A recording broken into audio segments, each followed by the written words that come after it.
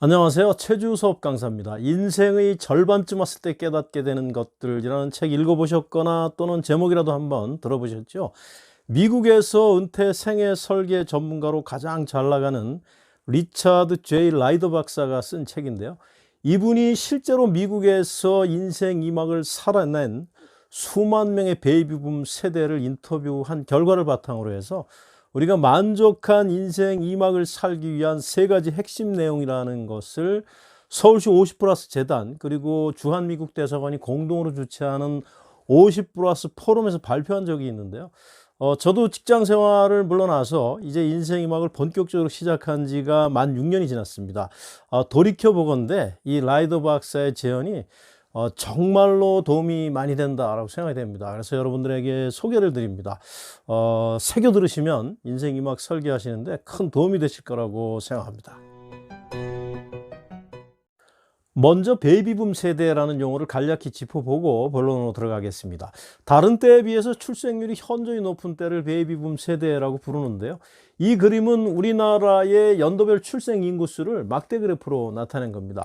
우뚝 솟은 세 개의 봉우리가 보이는데요. 맨 왼쪽 첫 번째 봉우리가 제1차 베이비붐 세대, 두 번째, 2차, 3차 베이비붐 세대라고 부르는데요. 1차 베이비붐 세대는 6.25 전쟁이 끝난 직후인 1955년부터 1963년까지 약 710만 명이 여기에 해당이 되고요. 현재 60대 초반. 2차 베이비붐 세대는 1968년에서 74년생까지 약 604만 명, 지금 50대 초반으로 보시면 되고요. 이렇게 1차와 2차 베이비붐 세대 그리고 그 중간까지를 합하면 약 1600만 명이 지금 인생 2막을 막 시작했거나 또는 인생 2막을 준비하고 있는 그런 상태에 있습니다.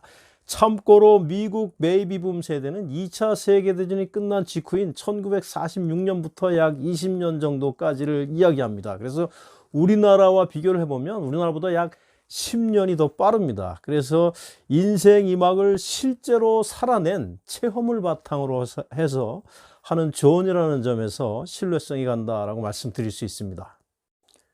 그들이 과연 어떤 조언을 했을까요? 가장 중요한 첫 번째로는 젊었을 때와 달리 한 걸음 물러서서 자아 성찰을 하라고 조언을 하고 있습니다. 우리나라의 대부분의 은퇴 전문가들은 물질적 노후 준비에 관한 내용들을 많이 강조를 하고 있죠. 제가 지난 6년 동안을 돌이켜 보니까 인생 2막으로 전환을 하면서 내면, 육체, 환경에 관한 많은 변화들이 아주 역동적으로 침체되고 또 상실되는 그런 방향으로 변하기 때문에 물질적 노후 준비 못지않게 정신적 노후 준비도 굉장히 중요하다라는 것을 체험할 수 있었습니다. 두 번째 조언은 젊었을 때 해보지 못한 리스크를 감수하면서 용기를 내어 새로운 일에 도전하라, 이렇게 조언을 하고 있습니다. 우리나라의 많은 은퇴 전문가들 또 선배들은 이와 반대되는 방향으로 조언하는 경우가 많이 있습니다. 새로운 일을 벌이려고 하지 마라. 할 거 하나도 없다. 또 가만히 있는 게 돈 버는 거다. 이런 쪽으로 이야기를 하다 보니까 그동안 직장에서 해왔던 일, 그 언저리에 붙어서 그냥 몇 년간 더 임시직으로 이렇게 연장하다가 끝나는 경우가 대부분입니다. 지금까지 살아오던 방식 그대로 관성의 법칙이 적용돼서 그대로만 살아가려는 그런 이제 소극적인 스탠스가 대부분인 것 같고요. 또 세 번째 조언은 내게 맞는 일을 찾아라고 조언을 하고 있습니다. 우리나라 은퇴 전문가들 또 선배들의 경우에는 대부분 다 소득이 발생되기만 하면 눈높이를 대폭 낮춰서라도 감지덕지 받아들여라, 이런 스탠스로 이야기하는 경우가 많이 있는데요. 이렇게 하면은 재미도 없고 하는 일이 또 오래 갈 수도 없는 이제 그런 단점이 있습니다. 그래서 미국 베이비붐들 세대도 이 세 번째 문제를 가장 많이 후회했다고 합니다. 앞에서 자아 성찰이라는 얘기가 있었는데 좀 보충하겠습니다. 우선 첫 번째로는 자아관을 재정립하는 문제가 중요한데요. 우리는 지금까지 사회적인 지위, 이 계급장이 나인 것으로 이렇게 알고 살아왔는데 퇴직과 동시에 그것이 한낱 껍질에 불과했다는 사실을 알게 됩니다. 낡은 자아관이 무너지면서 그렇다면 이제부터 나는 누구인가, 또 행복이란 무엇일까, 이런 것들을 명쾌하게 정리해 두지 않으면 내가 갑자기 쓸모없는 존재로 전락한 그런 느낌을 이제 받게 되죠.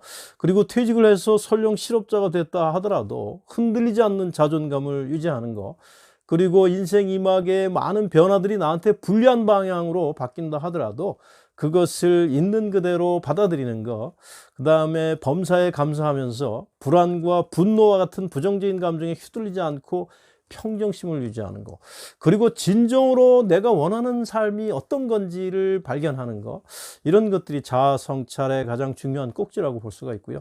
앞에서 내게 맞는 일을 찾으라고 했는데 내게 맞는 일이 무언지를 잘 모르는 것 같아요. 내가 어떤 걸 원하는지, 뭘 잘하는지 잘 모르기 때문에 우리는 지금까지 직장 생활을 하면서 회사에서 시키는, 남들이 시키는 일만 열심히 해왔을 뿐이지 진정으로 내가 뭘 원하는지, 내가 뭘 잘할 수 있는지도 잘 모르고 있습니다.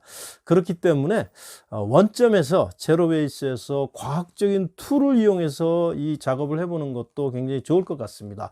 이 그림은 MBC 보도 내용을 캡처를 한 건데요. 이렇게 인생 희망을 시작하는 많은 사람들이 노동부의 워크넷이라는 시스템이 있는데요. 무료입니다. 여기에 보면 여러 가지 다양한 직업 심리검사 툴을 올려놓고 있는데요. 그것들을 활용해서 검사를 받고 있다라는 보도를 이렇게 내고 있는데, 이와 같은 방법으로 한번 접근을 해보는 것도 굉장히 좋은 방법이라고 저는 생각합니다.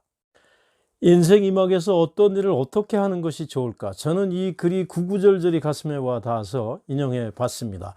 일하는 재미를 위해서 일해야 한다. 일의 근본은 돈, 명예가 아니라 일하는 재미에 있다. 일하는 재미란 일을 하면서 무엇인가를 깨닫고 터득하는 재미다. 재미가 있어야 이리저리 휩쓸리지 않고 뿌리를 내리며 진정한 전문가가 될 수 있다. 콧노래와 함께 일하면 돈이 저절로 들어온다. 지금까지 경청해 주셔서 감사합니다. 도움이 되셨다면 구독을 부탁드리겠습니다. 감사합니다.